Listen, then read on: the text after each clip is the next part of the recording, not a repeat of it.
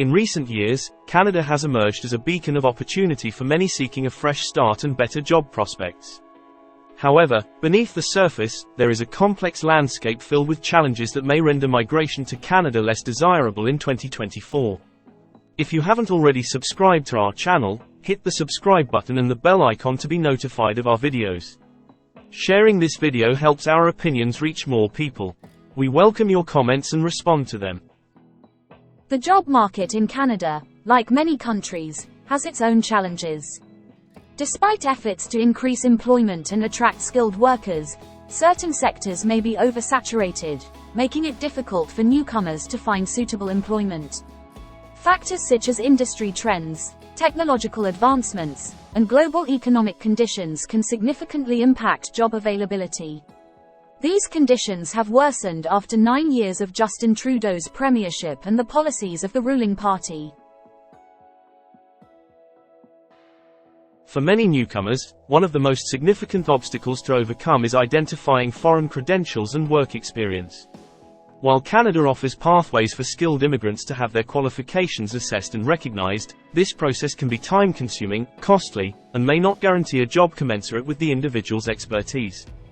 Furthermore, non-Canadian credentials, except for those from the United States, are not well received, with the excuse being the inability to assess them due to unfamiliarity with the education system of your country. Always remember, the fact that your credentials are recognized legally and whether they matter in the job market are two very different things. But the reality is different, and having a Canadian credential doesn't necessarily give you greater value, nor does it mean that the holders necessarily have higher capabilities. The proliferation of diploma mills across Canada has created an ideal environment for exploitation. These institutions, often operating with minimal resources and lax admission standards, attract students with promises of professional training. As a result, job seekers, both domestic and immigrant, find themselves competing in a crowded market with limited employment opportunities.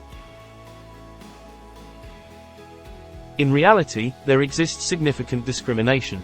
Being a man, particularly a middle-aged man, belonging to a minority ethnic group, not having English or French as your first language, and possessing a high academic degree all contribute to facing significant discrimination in job hunting. Especially in fields like healthcare, education, and research, in government employment in Canada. This isn't something that's stated on paper, and the Canadian government always denies it. Yes, it's taboo to talk about it. But it exists, and the statistics confirm it, albeit not directly.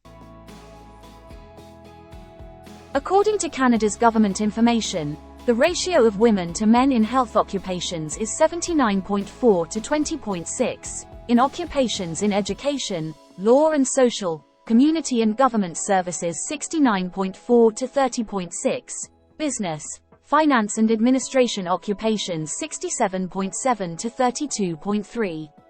In contrast, men's share to women in natural and applied sciences and related occupations, trade, transport, and equipment operator occupations and related occupations, natural resources, agriculture, and production-related occupations, jobs in manufacturing and facilities, more that are mostly physical work and not suitable for women.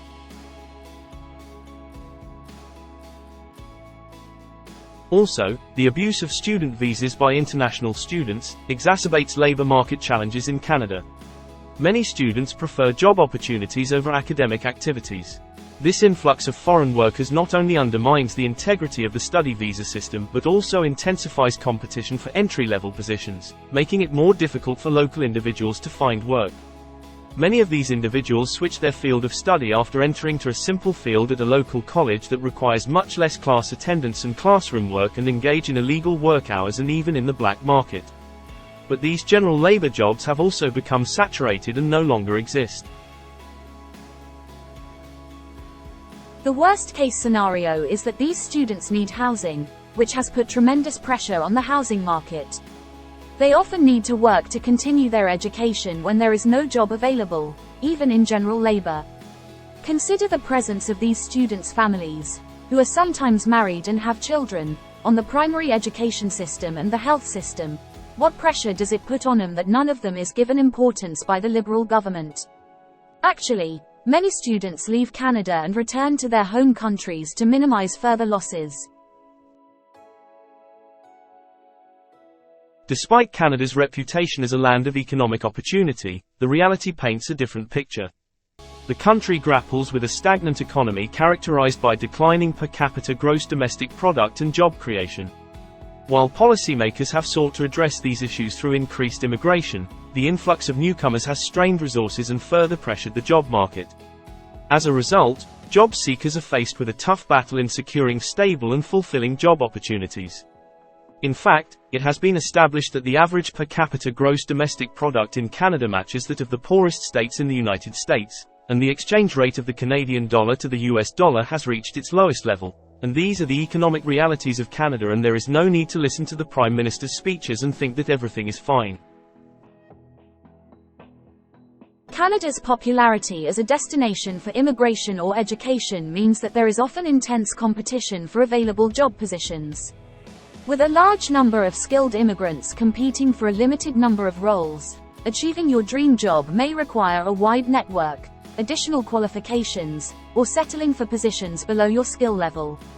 Especially if you have high qualifications, are older, or are middle-aged. Although it seems that the job market is thirsty for your experience and expertise, it is not the case in practice.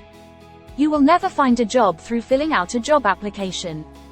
In fact, having Canadian qualifications, Canadian work experience, and having a connection in the job market and ultimately your gender are what will likely lead to your success. The imbalance between labor supply and demand poses a significant challenge for job seekers in Canada. With more people entering the workforce than there are available jobs, competition intensifies, especially in sectors experiencing hiring slowdowns. This surplus labor supply not only reduces job prospects but also contributes to unemployment and wage stagnation, making immigration to Canada less appealing for job seekers.